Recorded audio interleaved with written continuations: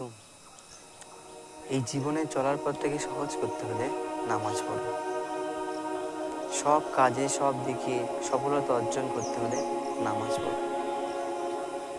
নিজেকে পরিবর্তন করতেও চাইলে নামাজ পড়ো। নামাজ হলো আমাদের ইসলামের চাবিকাঠি, জান্নাতের চাবি। আর কবরে তো যেতেই হবে, কবরের প্রথমেই হবে নামাজ। নামাজ কায়েম করো, সকলেই নামাজ কায়েম করো। নামাজ ছেড়ো না, 5টা ওয়াক্তে সঠিক মতো নামাজ পড়ো। আমিও পড়বো, তোমরাও চেষ্টা করো।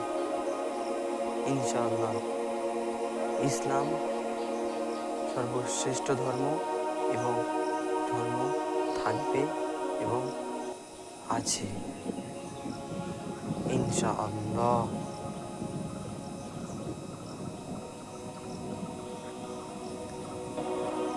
এটা আল্লাহর বর্জন, আসমানের বর্জন, ফেরেশতাদের বর্জন। এটা নিশ্চয়ই আল্লাহ পাক আমার কথা শুনছেন।